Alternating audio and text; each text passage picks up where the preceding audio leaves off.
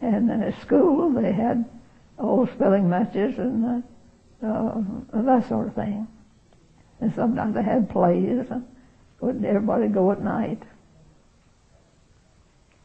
And did you go to Clarendon for big holidays? Oh, we went on the 4th of July, always. And what'd you do there? Oh, everybody just visited, and there might be some people who were running for office. They'd make speeches, and you would hear them. If you wanted to hear them, you listened. If you didn't, you didn't. And you can just imagine a group of people getting together in Claude or some bigger place. They'd just visit. And the people there hadn't seen each other probably since, some of them since the last 4th of July, and it was quite an event. And we had ice water. We didn't have much ice water at home. They'd have ice water, and people would drink of it, and then it's muddy around it. Well, we walked on through that mud and lived with it. And the pictures I've seen, everyone's really dressed up for... Oh, yes. Oh, yes. And so I think there's a picture here somewhere that was taken of the young people that lived on Mulberry Flat. And I think it's the 4th of July, and they had the picture made. And everyone, oh, they're dressed up. They wouldn't think of wearing what people wear now. There was a post office there, right? There was a post office there, yes, and it was named Bixwell or Bissell or something. I forgot what it was. And my mother kept it for about a year. And then, well, I don't know whether she was the first one or not, but she did keep the post office for a while.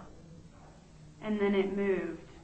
Well, I don't remember whether mother kept it before Ms. Vineyard did or not, and then Ms. Vineyard kept it. And then pretty soon they moved the post office to the ranch, and it had a post office there, and it was called Paladera. Remember any of the animals that lived on the flat? Animals? Uh-huh. Oh, skunks, badgers, coyotes, coons, all of them. Were there panthers? Oh, I think there had been that, but I don't remember. And we had a hide that somebody had gotten. They said that was a panther hide, but it disappeared. I don't really know. I don't think there's much. Panthers didn't bother you anyhow. Yeah. The main thing was skunks. Good gosh. I'm not sure that's changed. No, I doubt it. So do you remember moving out of the flats? And Oh, yes. That was 1911, and we moved to about, 20 miles southeast Claude. And I went to Mount Pleasant School then, and I hadn't gone to school before that. See, the people had moved out of the flats down there, and most of them had. And they had to close the school because they didn't have pupils. So I didn't go to school until in the 4th grade out of southeast Claude. Well, we thought we needed to get out a little bit more in society. And you would, some people think that's a funny way of getting out, but we had just lived. People had all moved out of the flats down there, nearly all of them.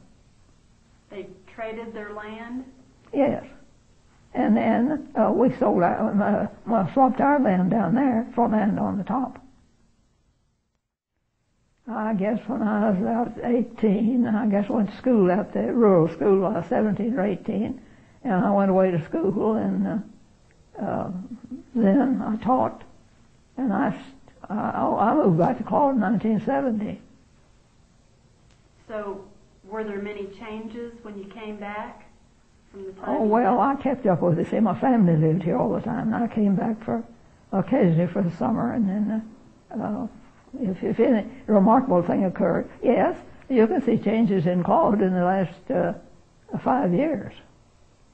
For instance, we didn't have the post office where it is now, and we put a new thing on the Methodist Church, and several new houses have been built, and it constantly has changed. Of course, it hadn't got to be exactly a city, but then. And my husband's people lived around Tulia. Well, see, we weren't very... He came up largely under the same conditions I did. And when did you meet him? Oh, a long time ago, I forgot. And he was a widower and I was an old maid, so we just worked it out. Did any of your family go to Goodnight College? Yes, 2 of my brothers went there. When did they graduate? Oh, I don't know whether they graduated or not. Well, I barely remember going there. And I think they got into more devilment and had more fun than they... I don't think they graduated. Well, my grandfather did. And to keep the Yankees from getting it, they went upstairs, took the board up off of the wall was double wall, and filled that with wheat. And then they went down and bored a hole at the bottom and take out as much as they want. Put it back and put a piece of furniture over it and go on. And they had, my grandmother had rolls up to going to make spin it, and going to spin and make cloth. And she said one of the Yankees went up and was kind of funded in it and she said to him, I wish you'd left that alone. So I'm going to make cloth out of it. Said he put it back and let her alone. And there was no harm done to their house or anything like that. But my grandfather had his Masonic sign painted on the outside, and he didn't know whether that helped. And they had their silverware to protect it from the Yankees. They had a long fireplace and had ashes over here. They'd drop spoons and knives and forks down, and then they covered it up. Then they had to go get that, clean that off before they could have another meal. And my grandfather had a little bit of money, real metal money. Of course, the paperback wasn't worth anything. And he buried that out in the woods somewhere. Well, we were just common country people and always have been. Most of my kinfolk still are. But I'm afraid I'm going to outlive all of them.